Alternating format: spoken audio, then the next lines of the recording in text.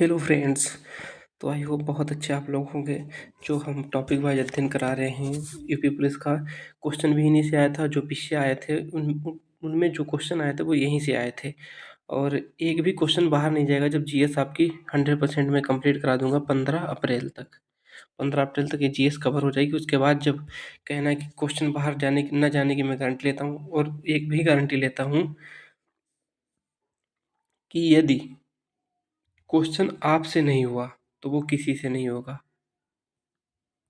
ठीक है। और जो किसी से नहीं हो उसमें कोई कंपटीशन नहीं होता है। इसलिए पूरा भरोसे के साथ पूरा कंटेंट फॉलो करके चलना। और जो भी कंटेंट दे रहे हैं पूरे यूट्यूब में, ऐसा कंटेंट पूरे यूट्यूब इतिहास में नहीं आपको कोई मिल दे सकता और ना ही मिलेगा। और मिल जाए तो आप लोग हमसे कहना है कि, क्योंकि अभी एक जीएसटी वाला वीडियो था, उसे बहुत मतलब कि एक लड़का था उसने कमेंट किया था, मैंने उसको कम्युनिटी पे भी डाला था, कहा था कि मुझे लगा कि पहले भाई फेंक रहे हो। जब मैंने जीएसटी पूरी पढ़ी तो सच में पता लगा कि ऐसा जीएसटी किसी ने नहीं पढ़ा है पूरे यूट्यूब में। रिकॉर्ड है, साइबर क्राइम देख लेना जाके। 1930 जो हमने नंबर बताया था, पूरे यूट्यूब इतिहास में किसी ने नहीं बताया था कि 1930 साइबर क्राइम का नंबर होता है। मैं जो कंटेंट तैयार करता हूँ उसमें कम से कम बहुत टाइम लेता हूँ, 4 से 5 घंटे। उसके बाद 20 मिनट की वीडियो बनाते हैं और फिर 4-5 लोग इस ऐसे टॉपिक को 4-5 घंटे कराते हैं, फिर मैं उसको भी 20 मिनट में कराता हूँ। तो समझ लेना कि कितना मेहनत लगती होगी इस काम में। अब बस आप लोग शेयर कर दिया करो, सब्सक्राइब खूब करवा दिया करो, जिससे कि हमारी मोटिवेशन मिले। और लाइक ज़रूर कर दिया करो, जिससे कि यूट्यूब हमारी रीच फेंकता रहे चैनल की। और उससे कुछ नहीं मिलता है, बस रिक्वेस्ट है आपसे हाथ जोड़ के। चलो शुरू करते, नहीं तो कहोगे कि पता नहीं क्या क्या शुरू हो जाते स्टार्टिंग में। स्थापना, देखो राष्ट्रीय वो मानवाधिकार, मानवाधिकार कुछ नहीं है, मानव को दिए जाने वाले अधिकार हैं। कि कौन कौन से मानव को अधिकार हैं? मानवाधिकार और कुछ नहीं, मानव के अधिकार। ऐसे समझ लो कि जैसे कि हमें दिए गए हैं फंडामेंटल राइट। ठीक है। तो स्थापना इसकी 10 दिसंबर 1948 में हुई थी। खूब स्थापना पूछी जाती। मानवाधिकार की स्थापना कब हुई थी? 10 दिसंबर 1948 को। 10 दिसंबर 1948 को संयुक्त राष्ट्र द्वारा तीसरी बैठक में हुई थी। किस देश में हुई थी? फ्रांस में हुई थी। और टोटल देश कितने? 58 भाग लिया था, जिनमें से 48 ने इसके पक्ष में वोट किया था। ठीक है। तो इतना कंप्लीट हो गया। और जो इसके उस टाइम के चेयरमैन थे वो थे इलोनोर रूजवेल्ट। इलोनोर रूजवेल्ट। ठीक है। भारत की तरफ से बैठक में भाग लिया था हंसा मेहता ने। भारत की तरफ से किसने भाग लिया था? हंसा मेहता ने। और एक सार मानवाधिकारों की सार्वभौमिक घोषणा को, मानवाधिकारों को मैग्ना कार्टा कहा जाता है। किसे मानवाधिकारों को मैग्ना कार्टा कहा जाता है? यूपीएसआई। यूपीएसआई धांधली भर्ती 2021, फुल धांधली भर्ती ऐसे बोलो। यूपीएसआई पूरी बिकी हुई सीट वाली वैकेंसी 2021 में क्वेश्चन आया था। इसमें बस बच्चे औपचारिकता के लिए पेपर दिलाए गए थे, बाकी पैसे वाले सारे हो गए थे। मानवाधिकारों की सार्वभौमिक घोषणा को मानवाधिकारों का मैग्ना कार्टा कहा जाता है। तो मैग्ना कार्टा किसे कहा जाता है? मानवाधिकारों की सार्वभौमिक घोषणा को कहा जाता है। बस इतना पढ़ लिया। जो भी कराया बेस्ट कराया, इससे बाहर कहीं नहीं जाएगा question. You can believe on me and also I can talk in English. My English is very well. Sorry, टूटी फूटी इंग्लिश आती है। राष्ट्रीय मानवाधिकार आयोग, यह एक सांविधिक निकाय। सांविधिक निकाय का निकाय का मतलब है कि स्टार्टिंग में नहीं था संविधान में, लेकिन इसे संसद द्वारा अधिनियम, संसद के अधिनियम द्वारा इसे ऐड कर दिया गया। तो क्या है? सांविधिक निकाय। मानवाधिकार कैसा निकाय? सांविधिक निकाय। इसकी स्थापना कब हुई थी? 12 अक्टूबर 1993 को। 12 अक्टूबर 1993 को इसकी स्थापना हुई थी। अधिनियम कौन सा था? अधिनियम 1993। पहले अध्यक्ष कौन थे? न्यायमूर्ति रंगनाथ मिश्र। न्यायमूर्ति रंगनाथ मिश्र। इसमें कुल सदस्य कितने होते? एक अध्यक्ष होता है, 7 पदेन सदस्य होते हैं। यहाँ पे 7 कर लो यार। यहाँ पे अपने नोट्स देखो, सब लोग कहते हैं नोट्स, नोट्स बना लिया करो तो बहुत अच्छी बात है, वरना पीडीएफ तो हम देते ही हैं। नोट जब एक बार आपके हाथ से लिख जाएगा ना तो ये चीज़ कंठस्थ अच्छे से हो जाएगी। बाकी देखो हम इसे हाथ से लिखते हैं, सब कुछ हमें पता है, तो याद भी रहता है जो चीज़ हाथ से निकल जाती है। तो कुल सदस्य वर्तमान कितने? एक अध्यक्ष है, 7 पदेन सदस्य होते हैं और 5 नियुक्त। ये पूछा गया था अभी रेडियो ऑप्टर में कि नियुक्त सदस्य कितने होते हैं? 5 सदस्य होते हैं। ये टोटल कितने हो गए? 13। 7, 5, 12 एक 13, टोटल सदस्य कितने हो गए? 13। ठीक है, 13।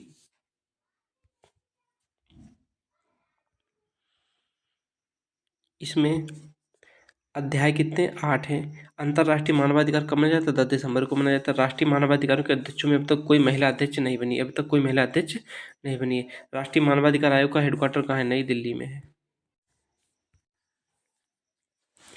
राष्ट्रीय मानवाधिकार आयोग में 2019 के संशोधन के पश्चात कितने सदस्यों को जोड़ा गया? 3 सदस्यों को जोड़ा गया। राष्ट्रीय मानवाधिकार आयोग में पूछा जाए कितने सदस्यों को जोड़ा गया? 3 सदस्यों को जोड़ा गया। यूपीएससी 2021 का क्वेश्चन जो भी है सब बेस्ट है और सब 2-4 किताबों का अपडेटेड चीज़ें हैं। राष्ट्रीय मानवाधिकार आयोग में कितनी बार संशोधन हुआ है? 2 बार हुआ। राष्ट्रीय मानवाधिकार आयोग में अब तक कितनी बार एक 2019 में हुआ था, एक इससे पहले हुआ था। ठीक है।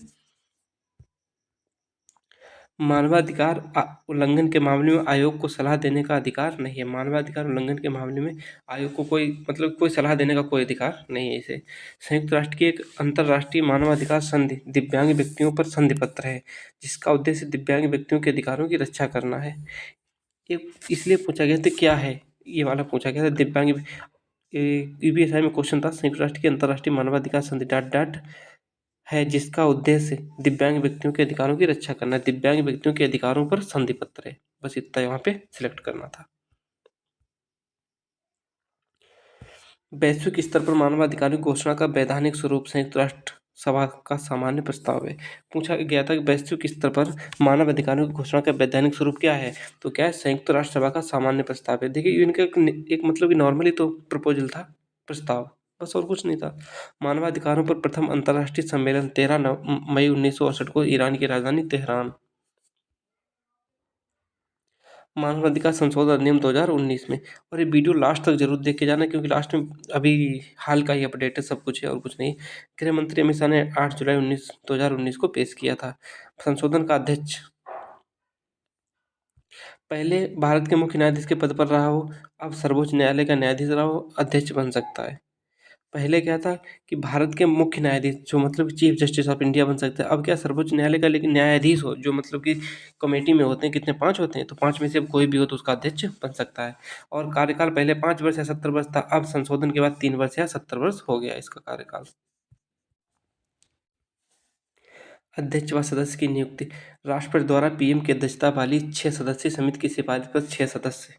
देखो राष्ट्रपति से उनको मतलब कि सिलेक्ट करता है लेकिन उसकी जो पीएम की अध्यक्षता वाली 6 समिति की सिफारिश पर जो जो पीएम की अध्यक्षता वाली समिति होती है उसमें जो 6 मेंबर होते हैं वो किसको सिफारिश करते हैं, किसकी मतलब कि प्रपोजल देते हैं कि हाँ इसको अध्यक्ष बनना चाहिए, तो उसके आधार पर कौन नियुक्त करता है? राष्ट्रपति नियुक्त करता है। इसमें कौन कौन होते हैं? पीएम होता है, लोकसभा अध्यक्ष होता है, राज्यसभा के उपसभापति होते हैं, दोनों सदन के विपक्ष के नेता, राज्यसभा और लोकसभा के केंद्रीय गृह मंत्री। देखो 1 2 3 2 5 1 6।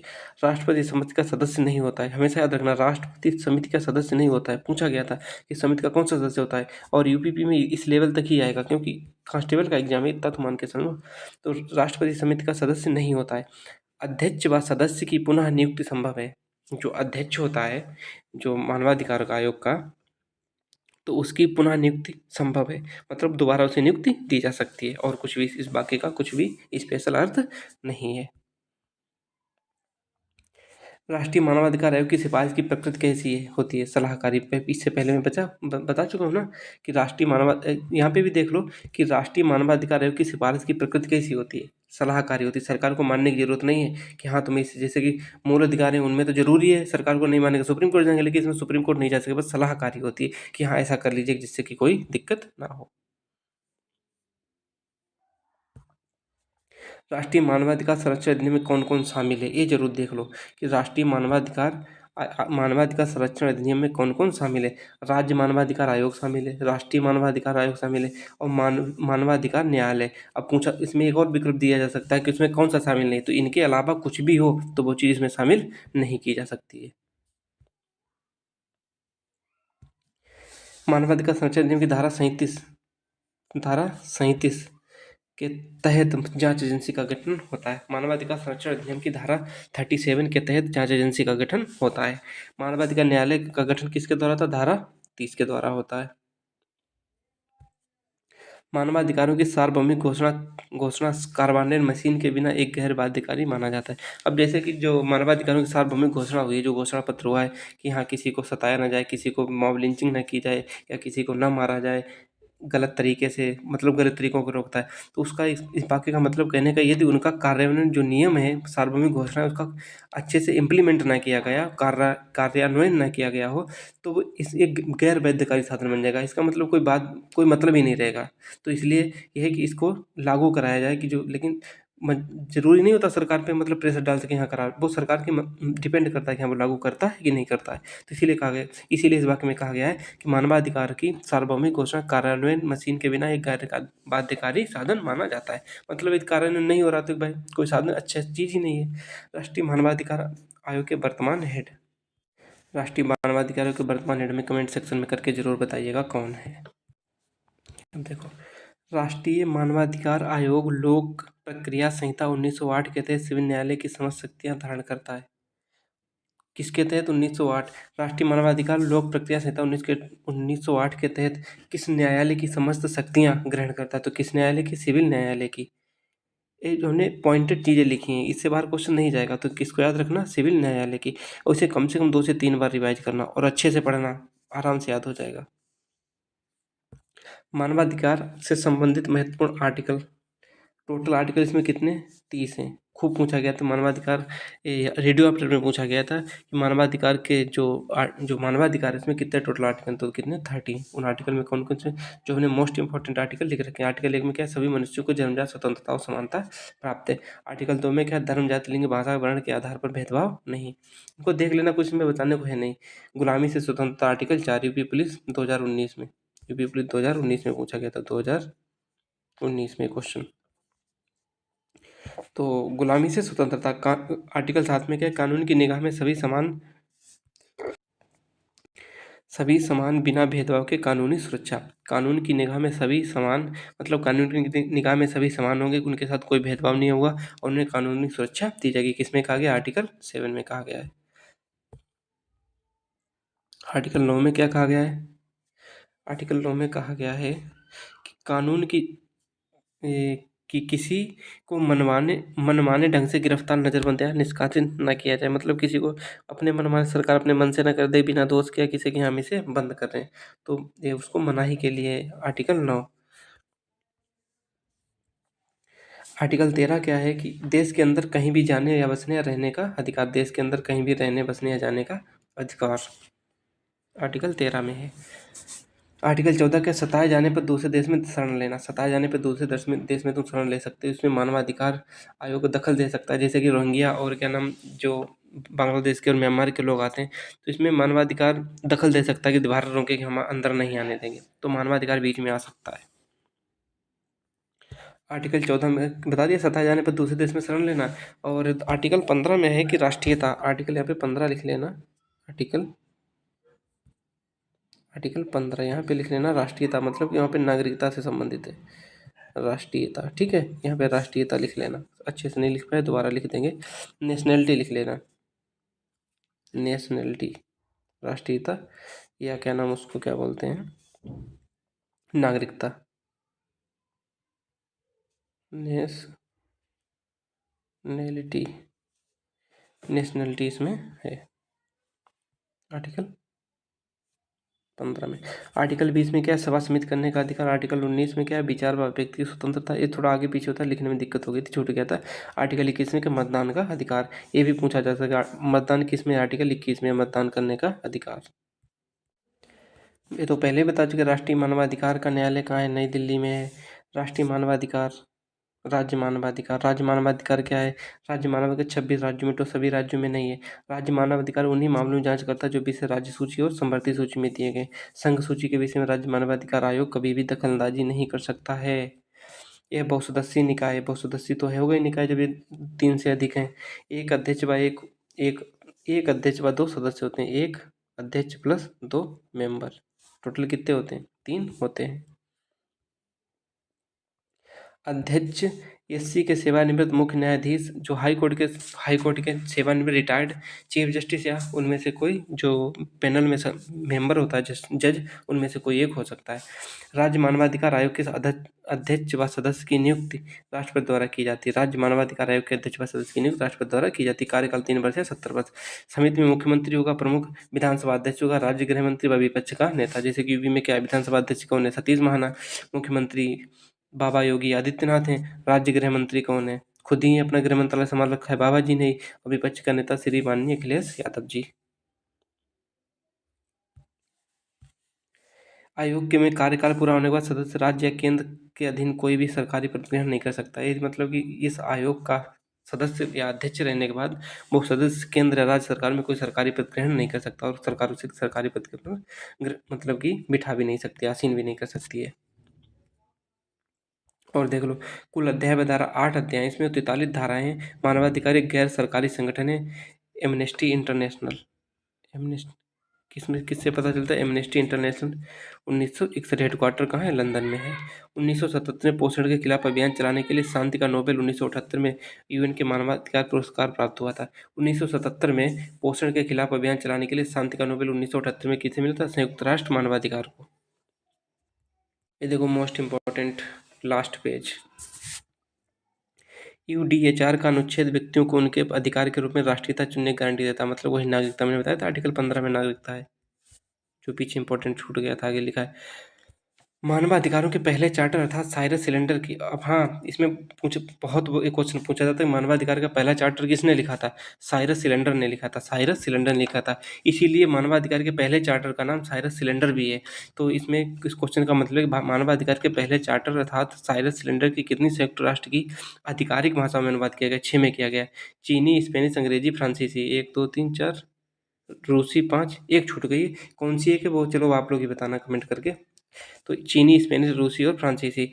और देखो विश्व स्तर पर रूजवेल्ट के नेतृत्व में मानवाधिकार आयोग के उपाध्यक्ष कौन? मानवाधिकार आयोग के उपाध्यक्ष कौन चुना गया? पीसी चांग चुना गया। पीसी चांग इलेक्ट किया गया। भारतीय मानवाधिकार क्या है? एक स्वायत्त संस्था है।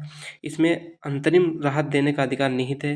इसमें मतलब अंतरिम राहत तुम्हें राहत दे सकता है, तुम कहीं परेशानी हो कोई, या तुम्हें परेशानी दिक्कत हो रही है किसी देश में जाने की या किसी गृह युद्ध की वजह से दूसरे देश में शरण लेने के लिए, तो ये उसका अंतरिम राहत देने का अधिकार, मानवाधिकार तुम्हें राहत देगा। इसका गठन संसद के अधिनियम द्वारा किया गया था, इसलिए तो वो एक सांविधिक निकाय संसद के अधिनियम द्वारा किया गया, इसीलिए तो इसे क्या बोलते हैं? सांविधिक निकाय बोलते हैं।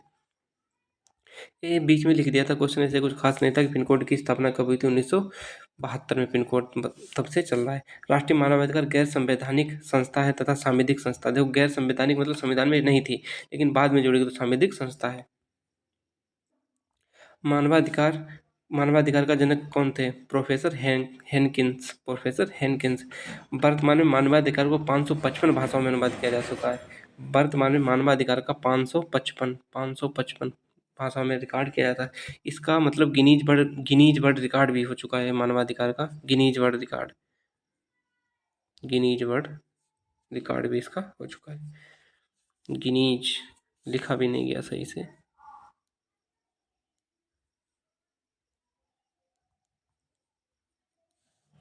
अच्छे से पेन नहीं चलता। Guinness world record. और यूपी राज्य मानवाधिकार आयोग की स्थापना कब हुई थी? 7 अक्टूबर 2002 को। और इसका हेडक्वार्टर कहाँ है? लखनऊ में। 7 अक्टूबर 2002 को हेडक्वार्टर कहाँ है? लखनऊ में। और इसी तरह आप लोग पढ़ते रहिए, पढ़ाई मत छोड़िएगा, रेगुलरिटी तुम्हें सफलता दिलाएगी। और अब खुद सोचो 4 महीने बाद एग्जाम होता है, तो लास्ट तक पढ़ोगे आके, तो मुझे नहीं लगता कुछ कर पाओगे। तो जब अभी तक पढ़ोगे तब जाके वहाँ तक पहुँच पाओगे और तभी सिलेक्ट होने के तुम्हारे चांस बढ़ पाएंगे। वरना और तुम्हारे जैसे और भी लोग तैयारी कर रहे होंगे, उन तुमसे अच्छी तैयारी कर रहे होंगे, तो उनका होगा। बाकी आप लोग यदि इसे नहीं पढ़ रहे हो अभी, तो आपको आगे चल के दिक्कत होगी। और इसको लाइक और सब्सक्राइब खूब करवाया करो। सब्सक्राइब खूब करवाया करो। आपके भाई का आपका चैनल MGS नाम से है।